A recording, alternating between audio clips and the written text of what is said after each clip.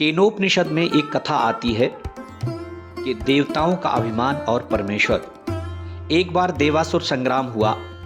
उसमें भगवान की कृपा से देवताओं को विजय मिली। परमेश्वर तथा शास्त्र की मर्यादा भंग करने वाले असुर हार गए। यद्यपि देवताओं की इस महान विजय में एकमात्र प्रभु की कृपा एवं इच्छा ही कारण थी, तथापि देवता इसे समझ न पाए। देवताओं ने सोचा, ये विजय हमारी है और ये सौभाग्य स्वयं केवल हमारे ही पराक्रम का परिणाम है। भगवान को देवताओं के इस अभिप्राय को समझते देर न लगी। संपूर्ण दुर्गुणों की खान उनके इस अहंकार को दूर करने के लिए वे एक अद्भुत यक्ष के रूप में उनके सामने प्रकट हुए। देवता उनके इस अद्भुत रूप को कुछ समझ न सके और बड़े विस्मय में पड़ गए। उन्होंने अग्नि को उनका पता लगाने के लिए भेजा।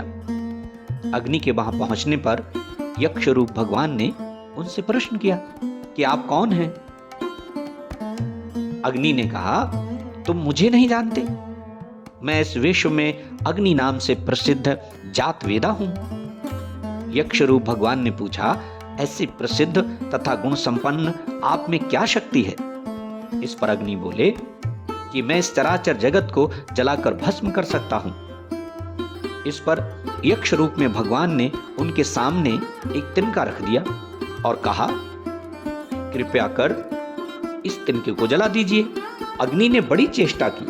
क्रोध से स्वयं पैर से चोटी तक प्रज्वलित हो उठे, पर वे उस तिनके को न जला सके। अंत में वे निराश तथा लज्जित होकर लौट आए और देवताओं से बोले कि मुझे इस यक्ष का कुछ भी पता न लगा। तदंतर सबकी सम्मति से वायु उस यक्ष के पास गए और भगवान ने उनसे भी वैसे ही पूछा कि आप कौन हैं तथा आप में क्या शक्ति है? वायु ने बड़े गर्वीले जोश में कहा कि सारे विश्व में वायु नाम से प्रसिद्ध हूं। मैं मात्र ऋषवा हूं और मैं पृथ्वी के सारे पदार्थों को उड़ा सकता हूं। इस पर भगवान ने उसी तिनके की ओर इशारा करते हुए कहा कि इस तिनके को आप उड़ा दीजिए।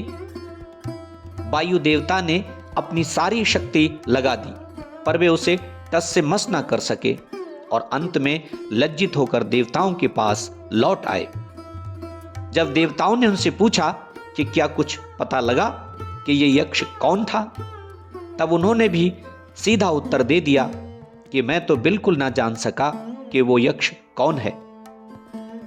अब अंत में देवताओं ने इंद्र से कहा कि मघवन, आप ही पता लगाएं कि ये यक्ष कौन है। बहुत अच्छा कहकर इंद्र उस यक्ष के पास चले गए, पर वो यक्ष उनके वहां पहुंचने के पूर्व ही अंतर्ध्यान हो गया। अंत में इंद्र की दृढ़ भक्ति एवं जिज्ञासा देखकर साक्षात उमा, मूर्तिमती ब्रह्म विद्या भगवती पार्वती वहां आकाश में प्रकट हुई। इंद्र ने उनसे पूछा कि मां, ये यक्ष कौन था? भगवती उमा ने कहा कि वे यक्ष प्रसिद्ध परब्रह्म परमेश्वर ही थे। उनकी ही कृपा एवं लीला शक्ति से असुर पराजित हुए हैं। आप लोग तो केवल निमित्त मात्र रहे। आप लोग जो इसे अपनी विजय तथा शक्ति मान रहे हैं, वो आपका व्यामोह तथा मिथ्या अहंकार मात्र है। इसी मोहमयी विनाशकारी भ्रांति को दूर करने के लिए परमेश्वर ने आपके सामने यक्ष रूप में प्रकट होकर तथा कुतूहल प्रदर्शन कर आप लोगों के गर्व को भंग किया है। अब आप लोग अच्छी तरह समझ लें कि इस विश्व में जो बड़े बड़े पराक्रमियों का पराक्रम, बलवानों का बल, विद्वानों की विद्या, तपस्वियों का तप, तेजस्वियों का तेज एवं ओजस्वियों का ओज है, वो सब उसी परम लीलामय प्रभु की लीलामयी विविध शक्तियों का अल्पांश मात्र है। और इस विश्व के संपूर्ण हलचलों के केंद्र एकमात्र वे ही सच्चिदानंद घन परब्रह्म परमेश्वर हैं। प्राणी का अपनी शक्ति का अहंकार मिथ्या भ्रम मात्र है। भगवती उमा के वचनों से इंद्र की आंखें खुल गईं। उन्हें अपनी भूल पर बड़ी लज्जा आई। उन्होंने लौटकर सभी देवताओं को संपूर्ण रहस्य बतलाकर सुखी किया। इस कथा से हमें भी ये प्रेरणा मिलती है कि जो कुछ भी हमारे पास है वो सब ईश्वर का दिया हुआ है। ऐसा मानकर हम अपने जीवन को आगे बढ़ाएं, अपने जीवन को जिएं, क्योंकि किसी भी चीज का अहंकार अच्छा नहीं है। जो कुछ भी हमें मिला है वो सब यही मिला है, और जो कुछ भी हमें मिलेगा वो भी यही मिलेगा, और अंत में सब कुछ यही छोड़कर हमको विदा हो जाना है।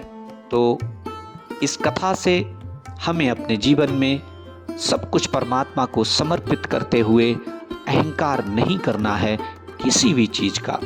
जय श्री राम।